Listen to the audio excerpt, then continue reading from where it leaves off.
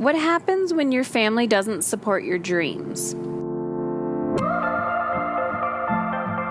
you want to cultivate a parent-child relationship you are proud of?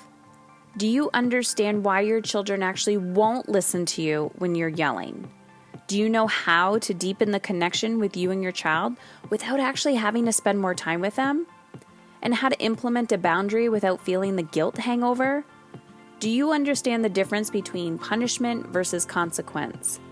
And do you know what to do when you and your partner want to parent differently? I'm answering all of these questions in a super simple, easy, and effective parenting mini course on understanding your children's behavior. We start June 17th, and guess what? It is only $27. So head on over to momisincontrol.com/sign up and learn about the details.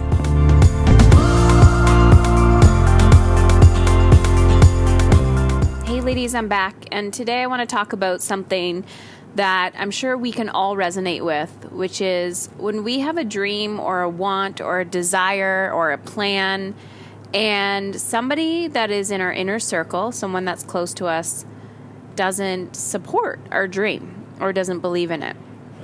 I know for many women that could be a partner, it could be their parents, it could be, a colleague, a business partner. And when we are in intimate relationships with people, we highly value what they think, how they feel, and their opinion. But as you know, you're human, and sometimes your opinion, your values, your wants, your needs are not in alignment with other people's as well. And this conversation was sparked by actually a Facebook memory that popped up. And I've had many wants and desires in my life, and some I didn't act on because people made fun of them. And I remember when I started my business 8 years ago, people laughed at me. I was teaching meditation to children, and I would invite, my son's friends over, and their parents would come over, and I would teach meditation in the comfort of my home, and then I would start to do it on the weekends in local yoga studios. And people thought I was weird, and they called me woo-woo. And they're like, oh, Heather, yeah, that's going to cure all your problems. But deep down, I knew that there was something more, and that one thing would lead to another, and I had to believe that change was possible. And because I believed change was possible, I kept going. And it was very difficult, as I get it. It's difficult when people don't believe in your dreams or your passions.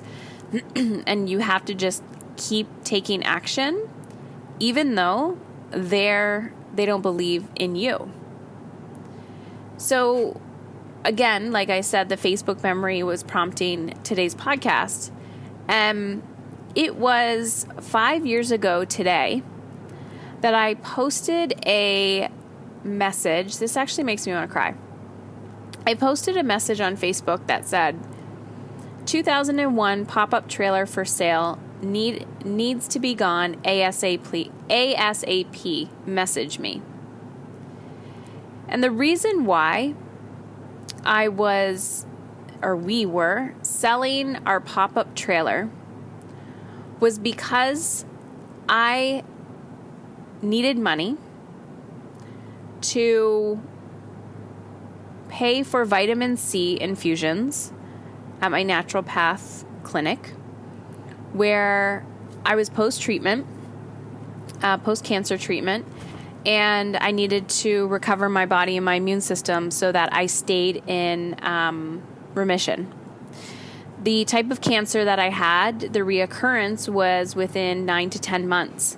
And so I kept telling myself that if I can stay in remission for 10 months, then I'm out of, the scary season. And so mentally, I just told myself 10 months, 10 months, 10 months.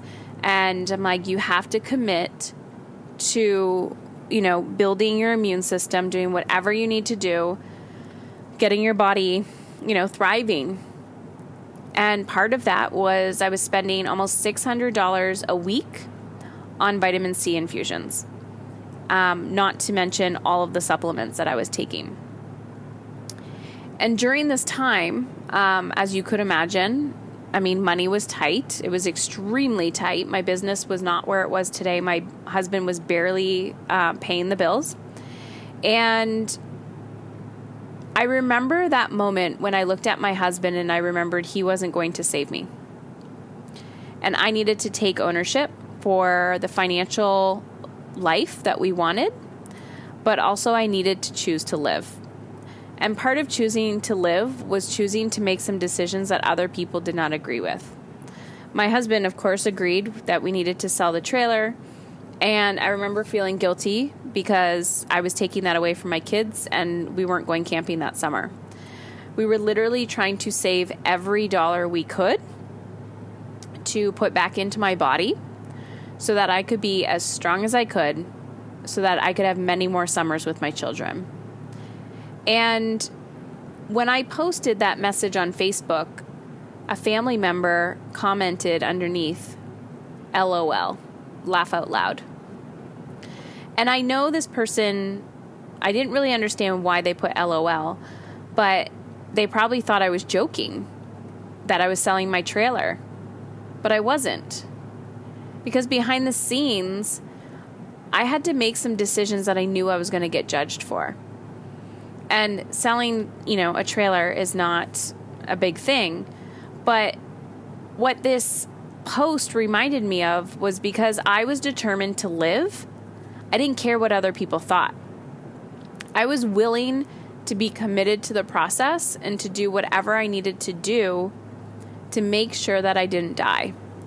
And it doesn't mean that I could die any day. We all can. But it really gave me perspective on how often we're holding ourselves back from going after what we want because of the opinion of other people. So as soon as somebody says, you ask, I hear this all the time when women are like, I want to invest in mastery. And then, they find out the investment and it's an 8-month, coaching investment. It's a 5-figure investment. And they go back and they talk to their husbands about it. And their husband's like, what the fuck is this? No, I don't get it. And they don't need to get it because I'm sure that they make investments that you don't agree with. And that's the whole point. And it's not that they don't agree with you. It's that they don't understand. So you don't understand why they make some of the investments that they do. And this all comes back to you owning your power. You asking yourself, how can I make it happen in my life? And knowing that people are going to judge you and people will not always be there for you. People will not always support you. Also, when I decided to take an integrative approach to oncology and go Western and Eastern and just kind of attack the cancer from all different areas, of course, I jumped outside of the Western medicine, but I was also had Western medicine intervention, and people judged me. And I had to pay out of pocket for treatment, and I did not have the support from my family because they thought it was a waste of money. And so, again, it is not to say that I'm promoting independence and suck it up, buttercup, but what I'm trying to say is you can still achieve your desired results, the desired life that you crave, without the support of the people that you believe should be supporting you. There have been many times in my life when I have been seeking validation and support from people that were truly never going to support me. And the second I let go of that validation that person needs to be somebody that they're not, that's when I gained emotional freedom. And so today I want you to think about, where in your life are you seeking permission and support from somebody who is just not going to support the decision that you want to make? And what are you willing to do about it? Are you willing to take the leap and to do things that will make that person uncomfortable? Or are you willing to play small and stay stuck and not use your voice in order to please the other people.